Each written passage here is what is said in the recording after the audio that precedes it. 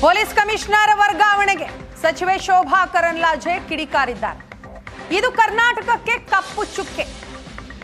ಸರ್ಕಾರ ತಪ್ಪು ಮಾಡಿ ಕಮಿಷನರ್ಗೆ ಶಿಕ್ಷೆ ನೀಡಿದೆ ಅಂತ ಆಕ್ರೋಶಗೊಂಡಿದ್ದಾರೆ ಶೋಭಾ ಕರಂದ್ಲಾಜೆ. ನೀವು ತಿಂದು ಅಧಿಕಾರಿಗಳ ಮೂತಿಗೆ ಒರೆಸಿದ್ದೀರಿ.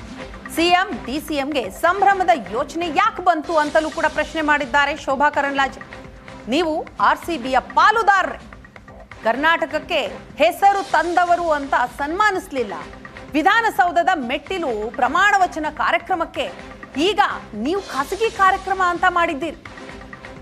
ಶೋಭಾ ಕರಂದ್ಲಾಜೆ ಆಕ್ರೋಶ ವ್ಯಕ್ತಪಡಿಸಿದ್ದಾರೆ. ಪೊಲೀಸ್ ಕಮಿಷನರ್ ಆದ್ರು ಅಂತ ಹೇಳ್ಕೊಂತಿದ್ವಿ, ಅವರನ್ನ ಸಸ್ಪೆಂಡ್ ಮಾಡಿದ್ದಾರೆ.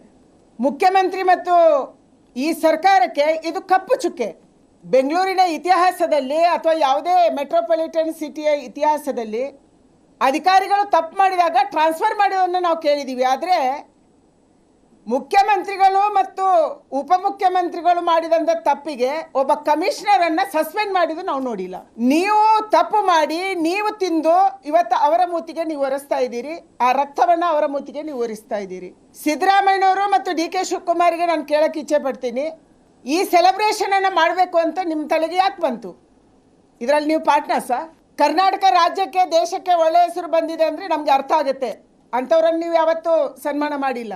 RCB ಅಂತ ಒಂದು ಖಾಸಗಿ ಫ್ರೆಂಚೈಸಿ ಗೆದ್ದಾಗ ನಿಮಗೆ ಅನ್ನಿಸ್ತು ಸೆಲೆಬ್ರೇಷನ್ ಮಾಡಬೇಕು. ನೀವೇ ಟ್ವೀಟ್ ಮಾಡ್ತೀರಿ, ನೀವೇ ಅವರನ್ನು ಏರ್ಪೋರ್ಟಿಂದ ಮೆರವಣಿಗೆ ಮಾಡಿ ಕರ್ಕೊಂಡು ಬರ್ತೀವಿ ಅಂತ ಹೇಳಿಕೆ ಕೊಟ್ರಿ. ಅದಾದಮೇಲೆ ಅದು ಕ್ಯಾನ್ಸಲ್ ಆಯಿತು. ವಿಧಾನಸೌಧದ ಮೆಟ್ಟಿಲು ಇವತ್ತಿನ ತನಕ ಇದ್ದಿದ್ದು ಪ್ರಮಾಣ ವಚನ ಕಾರಣಕ್ಕೆ. ಒಂದು ಸರ್ಕಾರ ಹೊಸದಾಗಿ ಬಂದಾಗ ಪ್ರಮಾಣ ವಚನ ಅಲ್ಲಿ ಸ್ವೀಕಾರ ಮಾಡ್ತಿದ್ರು.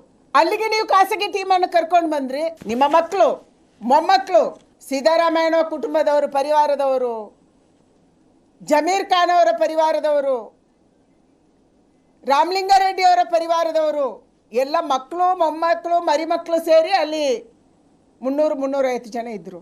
ನಿಮ್ಮ ಕಣ್ಣು ಮುಂದೆ ಎದುರುಗಡೆ ಹೈಕೋರ್ಟ್ ಮೇಲೆ ಜನ ನಿಂತಿದ್ದಾರೆ ಅನ್ಸೇಫ್ ಆಗಿ. ಮರಗಳ ಮೇಲೆ ತುತ್ತ ತುದಿ ತನಕ ನಿಂತಿದ್ದಾರೆ. ಫೋಟೋ ನೀವೇ ತೆಗೆದಿದ್ದೀರಿ ಮಾಧ್ಯಮದ ಸ್ನೇಹಿತರು. ಇಷ್ಟೊಂದು ಅನ್ಸೇಫ್ ಆಗಿ ಅಲ್ಲಿ ನಡ್ಕೊಂಡಾಗ ನೀವು ಹೆಂಗೆ ಇದಕ್ಕೆ ಪರ್ಮಿಷನ್ ಕೊಟ್ರಿ?